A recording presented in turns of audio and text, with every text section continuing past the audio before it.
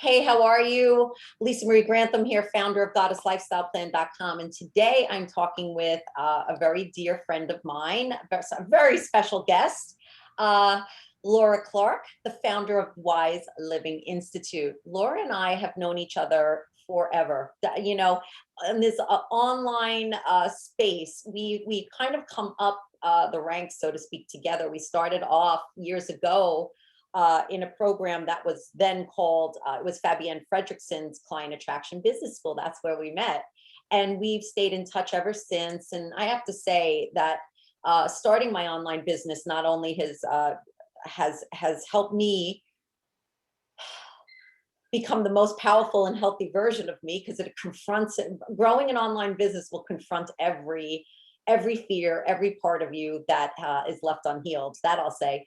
But besides that, I have met the most incredible bunch of goddesspreneurs that I love and cherish their presence in my life. So without further ado, I'd like to introduce you to my dear friend and soul sister, Laura Clark. Hi, Laura.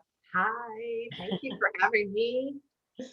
Oh, I'm thrilled to have you here. We have a juicy conversation to have today, something that we both feel is really, really important to be talking about, which is common growth struggles for the heart-centered entrepreneur.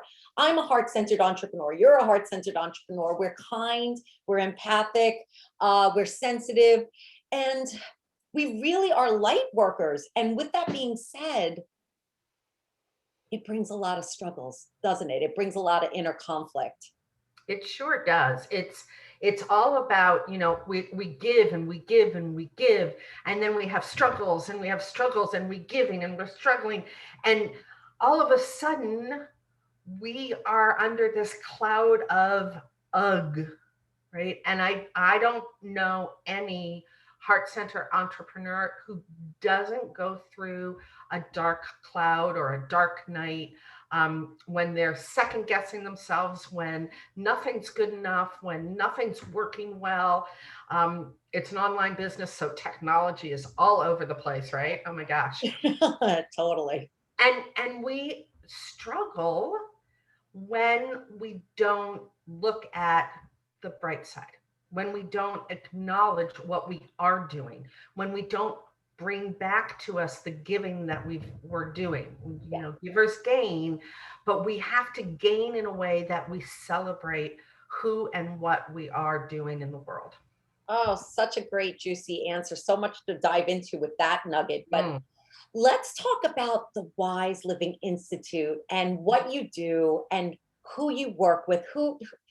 Tell us about you and your work. Sure. So the Wise Living Institute is a place, really. It's a sacred space where I support women to start listening to their own inner wisdom, that inner compass, that gut instinct. Understand what it's actually saying, because we'll hear those messages, but we don't quite understand exactly what it means, because this is our inner compass. It's what guides us going forward. When we hear it and we understand it, we become really passionate and we must pursue it. We're propelled, we're supported, and we must pursue it courageously. We just have that joie de vivre of going and getting it. So we need to hear it first, understand it second, so we can courageously pursue it. And your ideal client is a woman of a certain age, on a trajectory of inner growth and inner discovery. Yes, a woman of a certain age. Isn't Yes. that so mystical? So most of my clients find me when they're going into another version of themselves. Yes. They're empty nesters. They're starting an online community. They're starting a new business venture. They may be actually going into that space and time of thinking about retirement. Yeah. So it's that juicy shift where they start saying, what do I do now? Is this right for me? And all of that stuff, that garbage that we haven't healed, starts glumming onto us again. Mm. That's when people start finding me. And I always say they find me when they want to stop shitting all over themselves. Oh my God, super powerful. Yes, yes, I love it. I love it.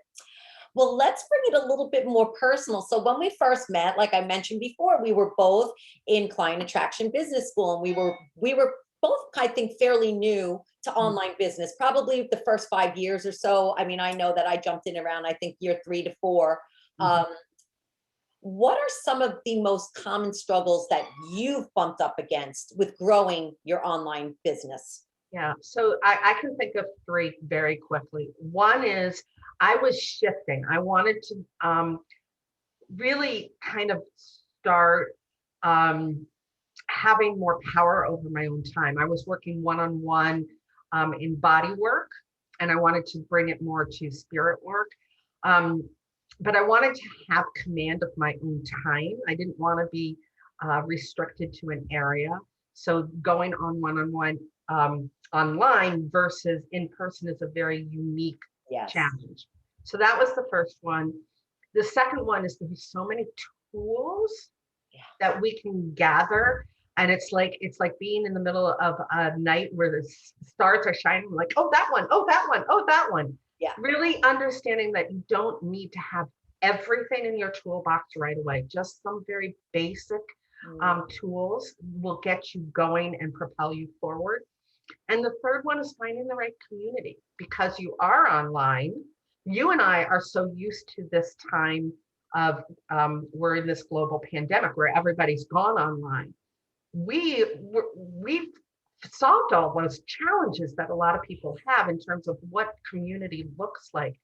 But find that right community for yourself so that you can grow with the support that you need. It's Those so are the true. There's nurturing that comes, like, just like the seed. Every seed, we are seeds of potential. And when we're planted in fertile soil and we get the nutrients and the nurturing that we need, we grow. So community is so important. I love that you brought that up.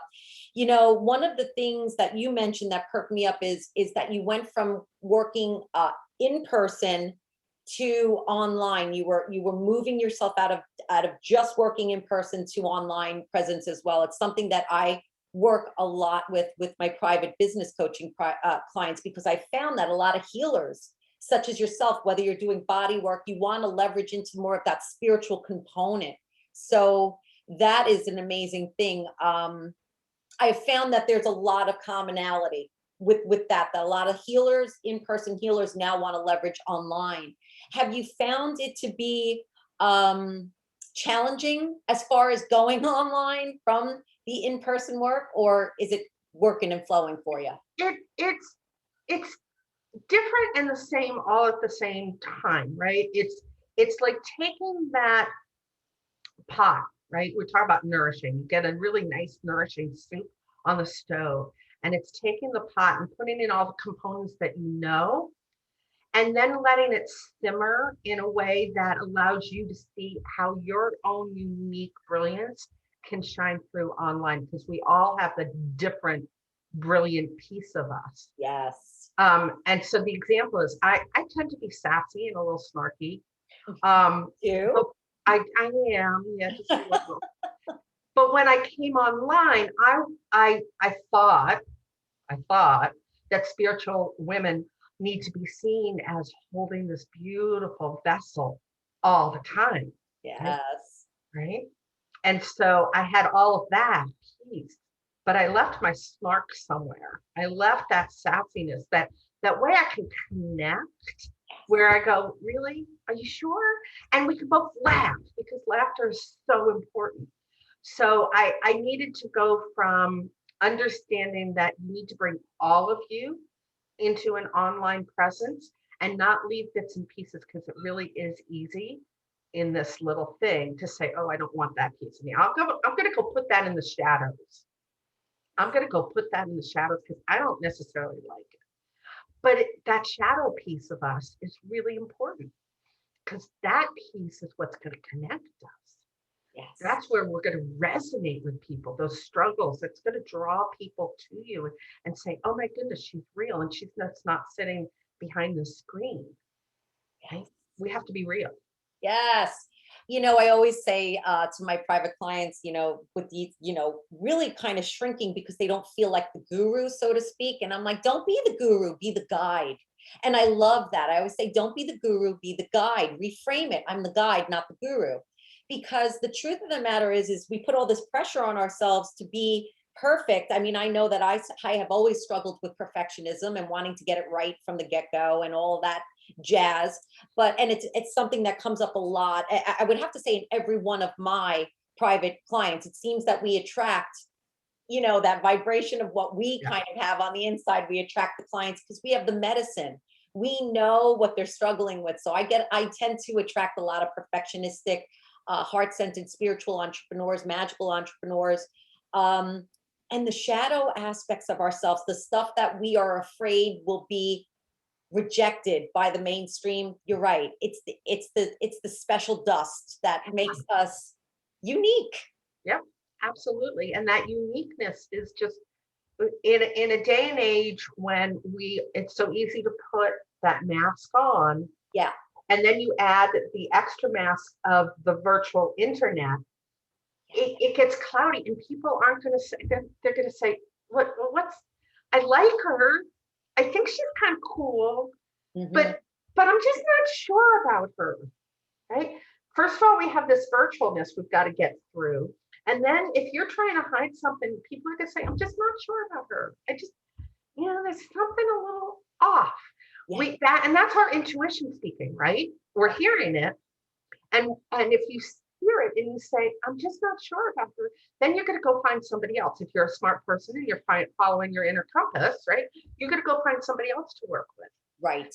But if this mask is off and you say, oh, I like her, she's kind of cool. She's got it together. She knows what she's talking. She's got the medicine. She's got the medicine I need, and I need her to be my guide. Yes. That's when the magic of an online business happens. That's when you start seeing greater success. That's when you start allowing your light to truly step out into the world and work for others. Without editing who you are, and just kind of putting forward the parts of you think will be, resonate or be accepted and enjoyed by the online community. Oh yeah, shadow work is just such an important part of my own personal process, and it's something I teach in my programs. The Elemental Goddesspreneur Sisterhood program. I mean, we dive into shadow work every fall. Because it's such an important process of really integrating all of who you are into how you're showing up and being in the world. I love it. So a core message of your brand is to slow down so you can hear your own inner wisdom, your inner compass. I hear you say during our interview. Can you tell us a little bit more about what that means and why it's so important to you? Sure. So, like I said, when we start shooting all over ourselves, we start shrinking, right? I should do this.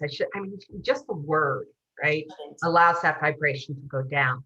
When we are closed, we don't get those powerful downloads, and whatever, insights, ideas, whatever you want to call them, right? We don't get them because we're too shrunk. Okay? So we need to get rid of the shooting and really start hearing that input, that information, not from your friend, not even necessarily from your coach, but from above, that then you can get, if you need clarity, through a coach, through a friend, then you put it through this beautiful intuitive being that you are to understand it. So the example I always share with people is about Pepe Le Pew. Do you remember Pepe Le Pew, the skunk? One of my favorites. Pepe Le Pew, right? Yeah, he doesn't give a God's bahumi, right, about what he is. Right? He's great, and he just struts his stuff down the streets of Paris. Right? Stinking it up. Stinking it up. But when I say skunk to somebody, right, or they'll say to me, Laura, I got a sign and it was a skunk, and ew. I'm like, well, what does a skunk mean to you? And they're like, well, ew. I said, well, to me, it means, it's a goddess, right? It's a God walking down, because I always go back to thinking about Pepe Le Pew. So understanding what you're hearing and what you're seeing is very unique to you, Yes. right? You may feel a skunk is a skunk. You may feel that it's a God walking down the street, right? This hunk, right? So then you have to kind of create this library for yourself of your own understanding of what you're hearing.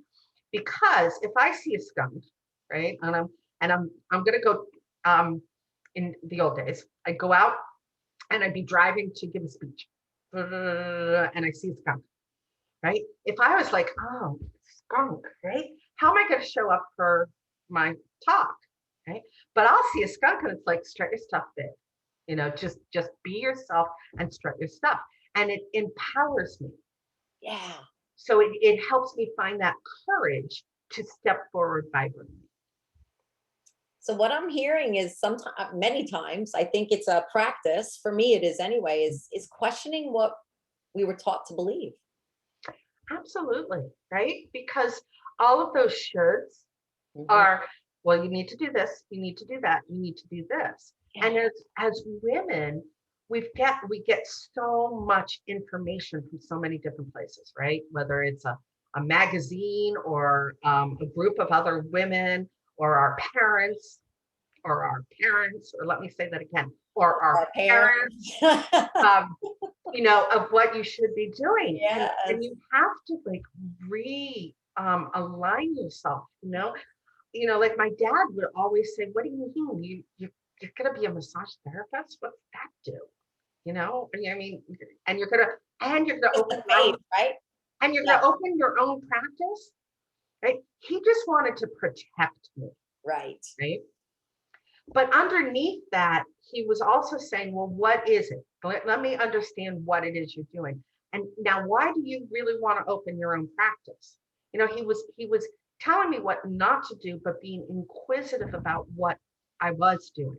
Yeah. And once he understood it, and I could get through his shooting all over me, he was able to empower me. He was able to then say, go for it. The way he used to say, go for it when I was playing field hockey or doing a Girl Scout project, right? He would say, go for it, do it. I had to reframe his shooting about his belief about how we do work in the world, right? Yes. You Of go course. work, you go work for the man, Right. right? I had to reframe him while reframing myself so that we could continue our beautiful relationship and I could step forward powerfully. So it was a lot of belief shifting on both of us because I want to please my father. I am a father pleaser. I Yeah. still want to please him, right? Um, and so I have to reframe that belief an awful lot. I want to, he has something for me to do at his house, right? And he thinks because I work in this virtual community that I can show up anytime I want. But I am a leader in my business, which means I have to lead in my business and show up at the time that I need to show up. So it's just reframing everything that we're doing. Yeah, yes, such a great message. And again, it brings us right back to the importance of community. When Mhm. you're in the right community, those are your peeps. Those are the peeps that are going to be like, no, you can do this. No, we'll work with, how can I support you? Yeah. And stuff like that. Because if you're spiraling by yourself, especially the type of, I think, entrepreneurs we are, which are heart-centered, kind, we care, deeply, deeply care, you can really have these inner conflict, inner struggle. If you're not hearing the right things, we can succumb to the stronger vibration, which is the vibration of what the hell are you doing here? Right. Yeah. Exactly. I used to literally freak out what online business entrepreneurs do is they build a list, which Yeah. is our community, right? We Yeah. build a list. When I first started building my list and I saw somebody like leave and drop off, I would freak out. I'm Yeah. like, they don't like my message. I'm not They serving them fired well. me. They What am I? fired me. That was mine. They fired me. They fired you, right? Oh my God, they don't like me, right? And now it's like, oh, they're just making space for the next person. They're just making space for the right person to come in. That's right. And those reframes we got how? Not by spiraling by ourselves, by surrounding ourselves with people who knew those things and could reframe it, say, no, this is actually what that means. Right. The person who has been there, who has walked in Correct. your shoes before you, who has the knowledge of what to do, combined with the emotions of what we go through. And Yes. that creates this loving, beautiful support of community. Yes. Oh, so powerful. What's one thing you would say to your early entrepreneur self, Laura? Mm, celebrate, Mm. celebrate every day. In our world, a lot of people talk about gratitude lists, and I am all about gratitude, right? Let's just park that over here for a minute. But when was the last time you created a celebration list of everything you did during the day? It's long. It's epic. Right Even on. in its similitude, it can be epic. And we don't celebrate that. We don't sit back and say, oh my gosh, I got this done and this done, and I was able to support this person this way. We sit there and we make up the list of what we need to do tomorrow. And we go, oh my God, I've got Or to do what we this didn't tomorrow. get to, or what we didn't get to, right? I didn't get this done. I didn't I get that didn't get done. that done. I was supposed to do this and I didn't. So we kind of hyper focus on what didn't get done instead of the things that we did get done. Right. Yeah. And when you look at online business, you want to continually create vibrant momentum. And which is going to give you more vibrant momentum the next day? A celebration list or a I should have done list and I need to do list? Yeah, so true. So powerful. Oh, I think we should end it right. It's so perfect what you There just you go. said. Where can our viewers find you, Laura? Our viewers can find me at the World Wide Web, wiselivinginstitute.com. Wiselivinginstitute.com. Do you hang out on any social media platforms I specifically? hang out on a bunch of social media platforms. I'm on Facebook. I'm on Instagram. Facebook, I have a beautiful community. It's called the Living Your Truth community group. I would welcome anybody to come into that. Just kind of find me, send out those beautiful messages to me, and I'll take you right there. Oh, wonderful. Well, I just adore you. Thank you for hanging out with me and doing this, I think, really important discussion that all heart-centered entrepreneurs should be watching because we've been there, right? We're a Yeah. little bit farther along down the path, most likely, but Mhm. we've been there and we struggle and have struggled and continue to struggle with all the same things that you are as well. So until next Celebrate the time. struggles. Don't forget to celebrate the struggles because Don't forget that is where you grow. Don't forget to celebrate the struggles because that's where you grow the most. Laura, awesome. What a golden wisdom nugget right there. All right. Till next time. We'll see you.